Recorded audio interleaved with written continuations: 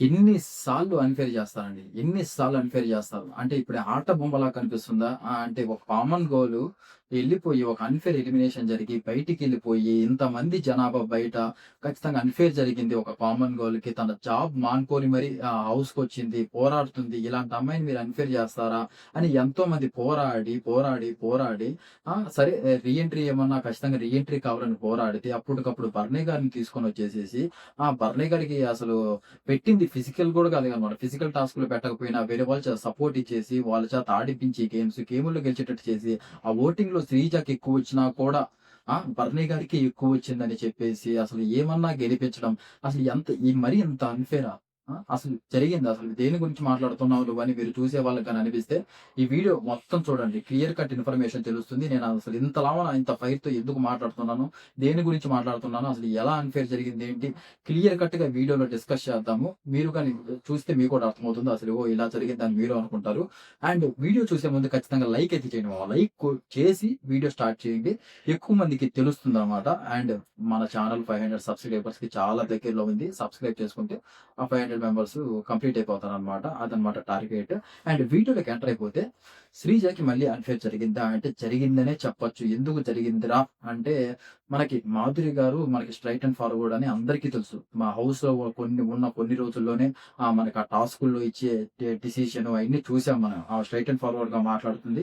Straight and ఫార్వర్డ్‌గా ఉంటుంది. దాని గురించే మనం తలమొక్కుకున్నాం అనమాట. బాండింగ్స్ పెట్టుకునేవాళ్ళు, సేఫ్ గేమ్ ఆడేవాళ్ళు, వాళ్ళనేమో హౌస్‌లో ఉంచుతున్నారు. స్ట్రెయిట్ అండ్ ఫార్వర్డ్‌గా ఎవరైతే మాట్లాడుతున్నారో మన శ్రీజ అయితేమి, అంతకుముందు ప్రియ అయితేమి, మన మాధురి గారైతేమి, హరీష్ గారైతేమి వీళ్ళని బయటికి పంపించడం జరిగింది. అంటే నిజాలు బయట పెడుతున్నారని బయటికి పంపిస్తున్నారా? లేపోతే మాకు సేఫ్ గేమ్సే గావాలి. ఎవరు ఆడనోళ్ళని మేము రాము రాథోడైతే గివ్ అప్ ఇచ్చేసి ఎళ్ళిపోయాడనమాట. అలాంటోళ్ళని హౌస్‌లో ఉంచుకుంటామంటున్నారా? అసలు ఏంటి? ఏం చేస్తున్నారో అర్థం కావట్లేదు. ఈ సీజన్ పిచ్చి దొబ్బుతుంది. అసలు మీకెంతమందికి పిచ్చి దొబ్బుతుంది? ఈ బాండింగ్స్, ఈ సేఫ్ గేమ్స్, అసలు బిగ్ బాస్ పెట్టే గేమ్స్, గోలీలాట, తొక్కుడు బిళ్ళ ఈ గేమ్స్ అన్ని చూస్తుంటే మీకెంతమందికి చిరాకు దొబ్బుతుందో ఖచ్చితంగా కామెంట్ రూపంలో అయితే తెలియచేయండి. ఆ రకంగా ఉన్నాయి గేమ్స్ అన్నీ చూసుకున్నట్లయితే. బాడీ బిల్డర్స్‌ని నిఖిల్ అంట, గౌరవ్ అంట, డీమోన్ పవన్ అంట, నిఖిల్ అంట ఇంతమందిని పెట్టుకొని అసలు ఎలాంటి టాస్కులు పెట్టాలి ఫిజికల్ టాస్కులు. అలాంటి టాస్కులు ఏమన్నా ఒక్కటన్నా పెడుతున్నారా? ఎంతసేపటికి ఆ బకెట్ ఒకటి పెట్టి నీళ్లు ఊదడం ఏంటో, చెప్పుతో తన్నితే అక్కడి నుంచి ఆ పాయింట్స్ అందుకోవడం ఏంటో, అసలు ఏంటిరా నాకసలు అసలు చిరాకు దొబ్బుతుంది ఈ ఆటలు చూస్తుంటేనే. సీజన్ 9 మరీ అంత దారుణంగా ఉంది. సరే అయన్నీ పక్కన పెట్టేస్తే అసలు మామూలుగా మన మాధురి గారైతే క్లియర్ కట్‌గా చెప్పడం జరిగింది బయటకొచ్చి ఒక ఇంటర్వ్యూలో. బర్నీ గారికి ఏదైతే క్లియర్ కట్ ఇన్ఫర్మేషన్ ఇవ్వడం జరిగిందనమాట బిగ్ బాస్ టీము. మేము మిమ్మల్ని రీ ఎంట్రీగా తీసుకోవాలనుకుంటున్నాము. ఇంకొకరిని గాని భరణి గారు కూడా చెప్పుంటారు ఖచ్చితంగా. లేదు సార్ నేను రావట్లేదు. నేను ఖచ్చితంగా మీరు ఉంచుతారు అంటేనే నేను వస్తానని క్లియర్ కట్‌గా చెప్పినట్లు అర్థమవుతుంది. దాని ద్వారానే వాళ్ళు కూడా డెసిషన్ తీసుకొని సార్ మీరే ఉంటారు. ఖచ్చితంగా మిమ్మల్నే మేము 100% తీసుకోవాలనుకుంటున్నాము. మీరున్నప్పుడు టీఆర్‌పీ రేట్ ఎక్కడో ఉండింది. మీరెళ్ళిపోయాక టీఆర్‌పీ రేట్ ఎక్కడికో తగ్గిపోయింది. అందుకని మేము మిమ్మల్నే తీసుకోవాలనుకున్నాం. క్లియర్ కట్‌గా ఇది ప్లాన్ చేసి ఒక స్క్రిప్టెడ్ లాగా మనకు మూవీ ఏదైతే ఉంటుందో ఒక మూవీ స్క్రిప్టెడ్ లాగా స్క్రిప్టెడ్ చేసేసి వచ్చేసి అది తనూజతో మన భరణి గారు డిస్కస్ చేసినట్టు, అది మన మాధురి గారు ఇన్నట్టు, ఆ మాధురి గారు మనకి వచ్చి బయట చెప్పిందనమాట. ఇప్పుడు ఏం చ్ కొన్ని పనులు చేసేసి ఎవరికీ తెలియట్లేదు ఏంటి అనుకుంటే అది మన అమాయకత్వం. ఏదో ఒక టైంలో ఏదో ఒక రూపంలో తెలుస్తదనమాట బయటికి. ఆ! ఏ ఇలా చేస్తే ఎవడికి తెలుస్తదిలే ఏంటి, ఆ ఓటింగ్ ఇచ్చేది కూడా మనమే గదా! మనం ఎవడు చూస్తున్నాడురా అని అనుకుంటే అది మీ తప్పే అవుతుంది. ఏదో రకంగా ఇప్పుడు చూడు ఈ టైప్‌లో తెలిసిందనమాట. దేవుడనేవాడు ఖచ్చితంగా ఉంటాడు. అన్యాయం జరిగితే ఏదో ఒక రూపంలో ఖచ్చితంగా తెలిసేటట్టే చేస్తుంటాడనమాట. క్లియర్ కట్‌గా అసలు ఈ రీ ఎంట్రీ శ్రీజకి లేకపోయినా బాగుండేదేమో అనిపించింది. ఇది విన్న తర్వాత అంత క్లియర్ కట్‌గా మేము బర్నీ గారినే కావాలనుకుంటున్నాం అని వాళ్ళకనిపించినప్పుడు, వాళ్ళకి అప్రోచ్ అయిపోయి, "సార్ మీరు మాకు కావాలనుకుంటున్నాము. మీరు వెళ్ళాక టీఆర్‌పీ రేట్ మాకు చాలా తగ్గింది. మీరుంటే హౌస్‌లో బాగుంటుందనిపిస్తుంది" అని బర్నీ గారిని తీసుకొనొచ్చేసుంటే, ఒక సాటర్‌డేనో, సండేనో ఏదో ఒక కవరేజ్ జాబ్‌లో పంపించేసుంటే అయిపోయేది కదా! పాపం ఆ అమ్మాయి ఏదో మళ్ళీ ఇప్పుడే అన్‌ఫెయిర్ జరిగిందని ఫీల్ అవుతుంది. బయట చాలా మంది ఫీల్ అవుతున్నారు. ఒక కామన్ గర్ల్‌కి ఇలా జరిగిందనేసి. ఇలా మచ్చేదో ఉండకూడదని చెప్పేసి దాని గురించి ఆలోచించి మళ్ళీ ఆ అమ్మాయిని రీ ఎంట్రీ రూపంలో తీసుకొనొచ్చి, ఆ టాస్కుల్లో అసలు పెట్టింది ఫిజికల్ టాస్క్‌లే కాదు. ఫిజికల్ టాస్క్‌లు పెట్టకపోయినా వేరే వాళ్ళ చేత ఆడిపించడం ఏంటో, సరే శ్రీజాకి కూడా వేరే వాళ్ళ చేత ఆడిపించారు. కానీ ఆ పిరమిడ్ గేమ్స్ ఏదైతే ఉందో అక్కడ కూడా ఆడిపించుంటే బాగుండేదేమో. డీమోన్ పవన్‌ని, మన కళ్యాణ్‌ని సపోర్ట్ తీసుకొని ఉండుంటే అక్కడ గెలిచేదనిపించింది. ఇక్కడ సరే ఆ గేముల్లో అలా జరిగింది. ఇంతమంది ఇప్పుడు ఓటింగుల్లో గూడా అలా చేసి ఎవరు నమ్ముతాడు? అప్పటికప్పుడు బర్నీ గారిని తీసుకొచ్చిన బర్నీ గారికి ఎక్కువ ఓటింగ్ పడుతుందా? ఎంతో మంది ఫైట్ చేస్తుండి మాకు అన్‌ఫెయిర్ జరిగింది. ఆ పిల్ల ఖచ్చితంగా రావాలి. ఆ అమ్మాయి ఖచ్చితంగా హౌస్‌లో ఉండాలి అనుకునే అమ్మాయికి ఎక్కువ ఓటింగ్ పడుతుందా? క్లియర్ కట్‌గా ప్లాన్ అండి. ఇదంతా ఏం లేదు. ఎలాగో గేమ్స్‌లలో బర్నీ గారు గెలిచారు. మన బర్నీ గారికి కూడా ఉంచుతాం హౌస్‌లో చెప్పాము. ఇంక దీంట్లో కూడా ఓటింగులలో కూడా శ్రీజ టాప్ వచ్చినా గాని బర్నీ గారిని గెలిపించేస్తే ఇప్పుడు వీళ్ళిద్దరికి టై అవ్వకుండా ఉంటుంది ఫస్ట్. ఇప్పుడు గేముల్లో బర్నీ గారే గెలిచారు. ఇంక ఓటింగ్‌లో శ్రీజ గెలిస్తే టై అవుతుంది. మళ్ళీ టై అయినందుకు మళ్ళీ మనకి సాటర్‌డే, సండే ఎపిసోడ్ దాకా తీసుకొనెళ్ళాలి. మళ్ళీ నాగార్జున సార్ రావాలి. డెసిషన్ తీసుకోవాలి. మళ్ళీ వాళ్ళకొక గేమ్ పెట్టాలి. ఇన్ని పంచాయతీ ఉంటది. పంచాయతీ అంతా ఎందుకురా బాబు! ఎందుకు బర్నీ గారికి మనం బర్నీ గారినే తీసేసుకుంటే అయిపోద్ది. బర్నీ గారు ఉంటేనే బాగుంటుందని చెప్పేసి, ఆ ఓటింగుల్లో శ్రీజకి హైయెస్ట్ వచ్చినా కానీ, ఇప్పుడు హైయెస్ట్ వచ్చిందో, లోయెస్ట్ వచ్చిందో మనకి తెలీదు. అది ఫస్ట్ ఆఫ్ ఆల్ మనకి చెప్పలా. కానీ బయట ఏదైతే జరిగిందో, హల్చల్ జరిగిందో దాని గురించి ఆలోచిస్తే ఎవ్వడికన్నా చిన్న పిల్లోడు కూడా చెప్తాడనమాట. ఖచ్చితంగా శ్రీజాకే ఎక్కువ ఓటింగ్ పడే ఛాన్సెస్ ఉన్నాయని. అక్కడ ఓటింగ్ రిజల్ట్స్ వచ్చాక హౌస్ మేట్స్ షాక్ అయ్యారు. అండ్ మన బర్నీ గారు షాక్ అయ్యారు. ప్రతి ఒక్కరు షాక్ అయ్యే ఉంటారు. నాకేంటి ఎక్కువ రావడం ఏంటి? ఆ అమ్మాయి గురించి ఎంత ఫైట్ జరిగింది. ఇంతమంది బయట ఫైట్ చేశారు. అలాంటి అమ్మాయికి తక్కువ రావడం ఏంటి ఓటింగ్ అని ప్రతి ఒక్కరు ఫీల్ అయ్యి ఉంటారనమాట. అలా డెసిషన్ తీసేసుకొని శ్రీజని అప్పటికప్పుడు బయటికి పంపించడం జరిగింది. ఇది ఎంతమందికి మళ్ళీ అన్‌ఫెయిర్ అనిపిస్తుందో ఖచ్చితంగా కామెంట్ అయితే చేయండి. ఖచ్చితంగా కామెంట్ అయితే చేయండి.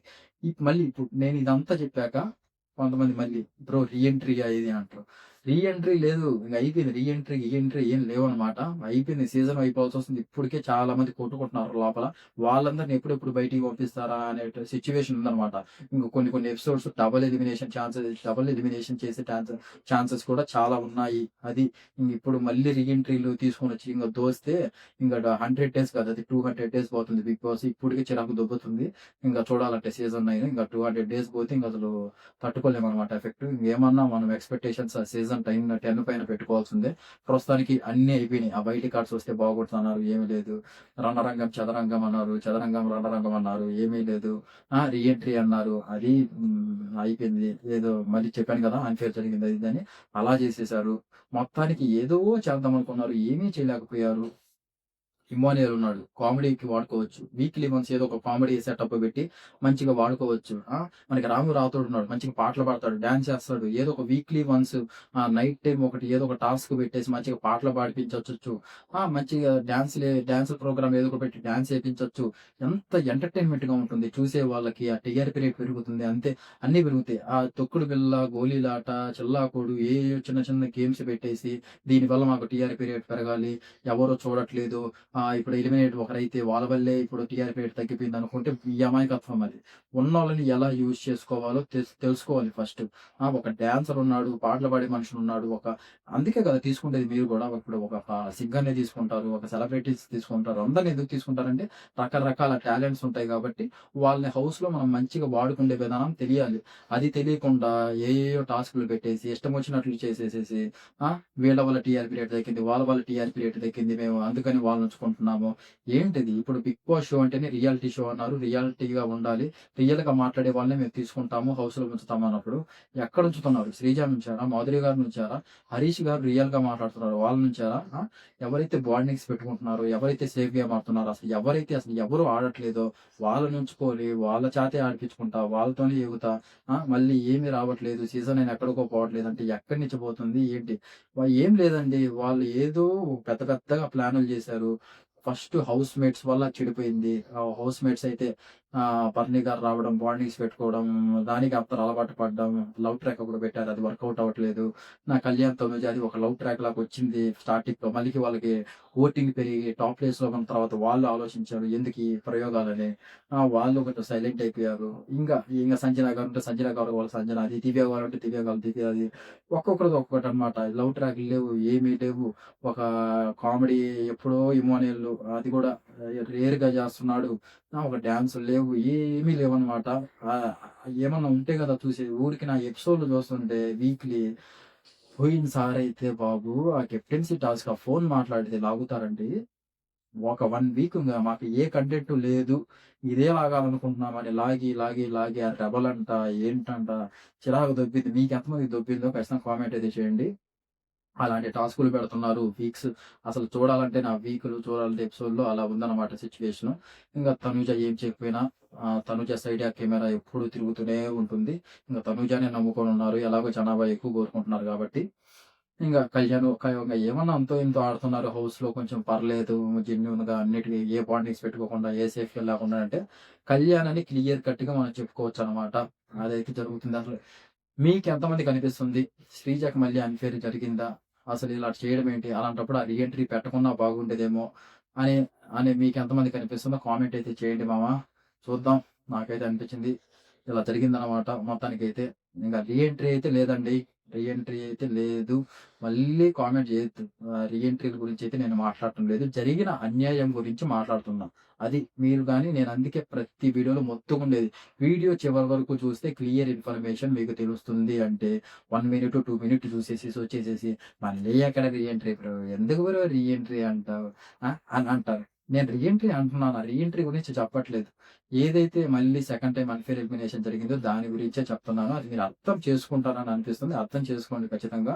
అండ్ మన వీడియో నచ్చినట్లయితే ఖచ్చితంగా లైక్ అయితే చేయండి. వీడియోకి లైక్ అయితే చేయండి.